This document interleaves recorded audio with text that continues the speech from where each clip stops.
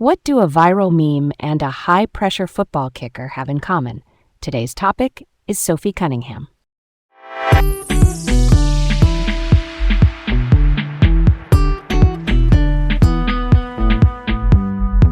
I'm Leah, and I'm excited for this one. There's so much heart and grit woven into her story. I'm Garrett, feeling curious today. Welcome to Laid Back Learning with Leah and Garrett. All right, let's set the stage for this one. Sophie Cunningham is an American pro basketball player. She started her WNBA career with the Phoenix Mercury and now plays for the Indiana Fever.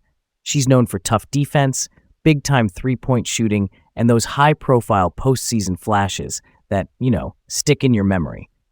And she's also known for those viral moments, one that turned into a meme and another that cemented her as what people call an enforcer. We'll explain what that means in plain English. Think of a player who sets the physical tone, protects teammates, and isn't shy about contact or confrontation when it's needed. Quick personal note before we dig in. I once tried out for my high school basketball team, and, not gonna lie, I got cut in the second round. The coach told me I had good hustle, but my jumper was politely unreliable. So players who pair toughness with shooting always grab my attention. Sophie's willingness to do the gritty stuff and then calmly hit a three from deep. That's pretty cool, right? Let's open the book on this. Sophie Elizabeth Cunningham was born in 1996, and she grew up inside a serious Missouri sports family. Her parents, Jim and Paula, were student athletes at the University of Missouri. That family connection to Mizzou runs deep. Several relatives also played there. She stayed close to home through Rockbridge High School in Columbia, Missouri, and I love that continuity because the people who watched her high school games later filled the stands when she played at Mizzou. At Rockbridge, she didn't just hoop. She played volleyball and even kicked for the high school football team after their kicker tore an ACL. She went 2 for 4 on field goals. That is not your everyday basketball to football crossover. Volleyball's timing and footwork probably sharpened her court sense.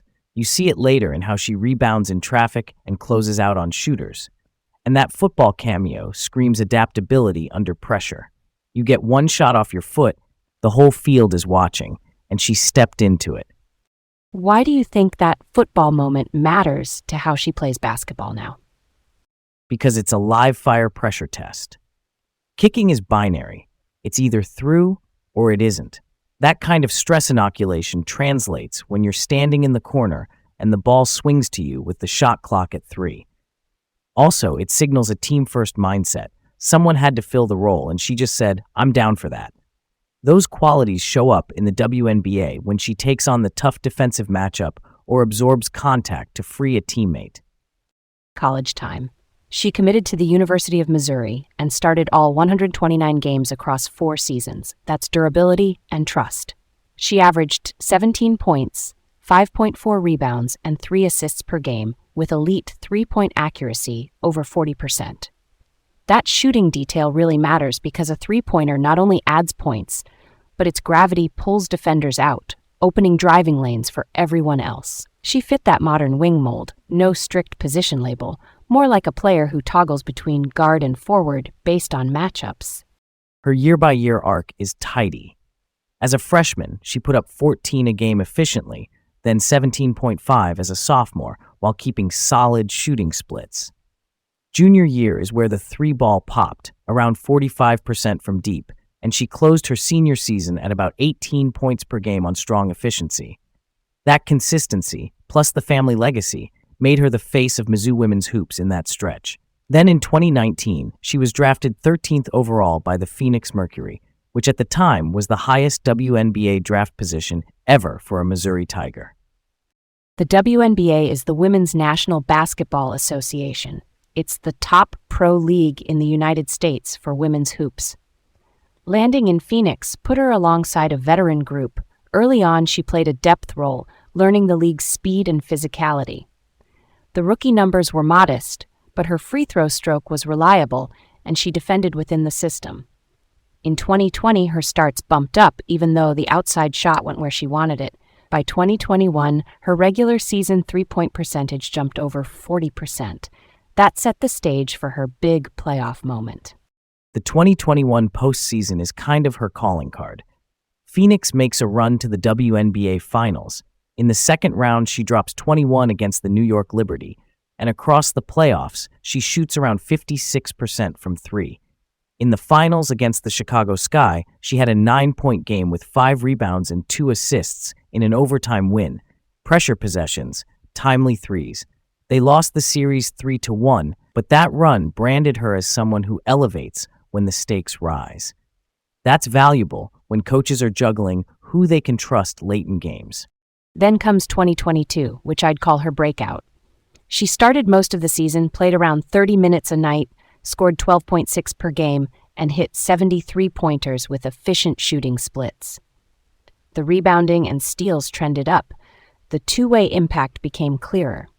The next year, 2023, the team struggled overall, but she still logged consistent starter minutes and got to the line more. In 2024, she played a career-high 40 games and posted career highs in defensive rebounds and steals. That tells me the defensive end was no longer just a footnote. It was a fuller, more complete wing profile by then. In January 2025, she was traded to the Indiana Fever in a 4-team deal. Indiana was a team with a big spotlight that season, and Sophie leaned straight into a role fans and media called the enforcer. Quick definition check. Enforcer in basketball is informal. It's not a position like guard or forward. It describes the player who sets a physical tone, protects teammates, and signals, hey, we won't be pushed around. Her reputation got amplified by 2 viral things. First, an ejection against the Connecticut Sun after she pulled J.C. Sheldon to the floor following an eye poke to her teammate Caitlin Clark. Second, that prolonged pointing incident at DeWanna Bonner that ended in dual technicals and became a meme. About those terms, a technical foul is a penalty for conduct that's unsportsmanlike or not tied to normal contact play. It can lead to free throws for the other team. And the way that pointing moment stretched on, over 20 seconds, made it unforgettable online. Meanwhile, heading into August 2025, she was shooting a career best from 3, around 43%, giving Indiana floor spacing and toughness. In August 2025, she injured her right knee when Bria Hartley, a guard on the other team, stumbled into the paint and collided with her leg. 2 days later, the Fever announced she was out for the season, and that same day she used her own podcast, Show Me Something, to confirm the tear was in her MCL. An MCL tear is a ligament injury on the inner side of the knee. It often causes instability and takes weeks to months to rehab. Losing her then pulled a veteran presence out of the Fever rotation. No more spot-up threes from the wing, and no more on-court policing of the physical tone down the stretch. She didn't play in the 2025 postseason. In April 2026, she re-signed with the Fever, and a couple months later, in June 2026, there was that pointing incident that turned into a meme. It reinforced the same through line, toughness with a dash of theater, which fans either love or love to argue about. Here's the lingering, slightly controversial question. Did Sophie truly lead the Mercury's resurgence in 2021? Some write-ups say she did. I get the pull of a clean headline, but my cautious side says that run felt like a team outcome.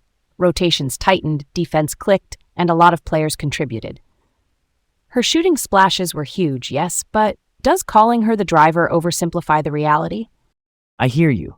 The word laid can be slippery, but let me press the pro-Sophie case. When a role player, and I mean role in the best possible way, hits 56% from 3 in the playoffs and drops a 21-point game in an elimination context, that tilts outcomes. Coaches change how they deploy lineups when someone is that hot. It opens the floor and forces the opponent to expand the closeout range. So while I wouldn't say she single-handedly carried Phoenix, I think it's fair to say her surge was one of the engines of that run. That's a solid point. Maybe the nuance is this. She didn't lead alone, but her shooting swing was leverage at key decision points. And leadership can look like different micro-moments. A timely corner 3, a hard box out, a smart switch. I still resist phrasing that makes it sound like a solo act, but I agree her performance changed the geometry of those games. Can we call it catalytic without crowning it singular? Catalytic works for me. It respects the group and still credits what she did under pressure. In a league where margins are thin, one player's hot hand can be the difference between moving on and heading home. That was her 2021 story in a nutshell. Pop culture ripple time. The ejection after she retaliated for Caitlin Clark getting poked in the eye became a national talking point. Clips flew around social feeds. Then the extended pointing at Dewana Bonner turned into a meme, which is wild. A simple gesture, looped online, can redefine how casual fans perceive a player. Add her role as a TV analyst for the Phoenix Suns starting in December 2022, hosting pregame, halftime, postgame segments, and you've got a player whose voice extends beyond game nights. That multi-channel presence is part of why her story cuts through. Okay, what if we rewind the tape and remove the 2025 MCL tier? If Sophie stays healthy, Indiana keeps a career-best 43% shooter on the floor, which matters for spacing. Spacing is how wide the defense has to guard you, creating driving lanes for stars like Caitlin Clark. She also brings that protector vibe. Opponents think twice about cheap contact, and that subtly changes game temperature. Down the stretch and into the playoffs, a veteran wing who can hit open threes and communicate coverages stabilizes your second unit. I think the Fever's late-season shot quality improves a tick, and those are the possessions that swing a tight series. I'll add the human layer. Without the tier, she likely keeps building her Indiana identity through the pressure games.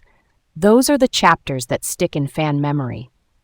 She'd have more reps to sync with teammates on defensive switches, and that shared trust matters when everything speeds up in playoff minutes.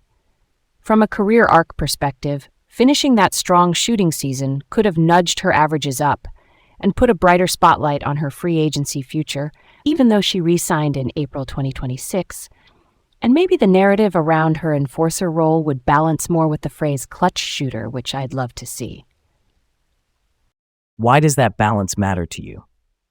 Because enforcer can overshadow skill, and with Sophie the skill is clear: the shooting, the rebounding jumps, the defensive steals in 2024. When the story makes room for both toughness and touch, it feels truer to who she is as a player. Also, for young listeners learning the game, it's helpful to know that physical edge is paired with craft and discipline. It's not just emotion, it's execution. All right, that ties it up nicely. Stay curious out there. And that's where we'll leave it for now. Looking forward to next time.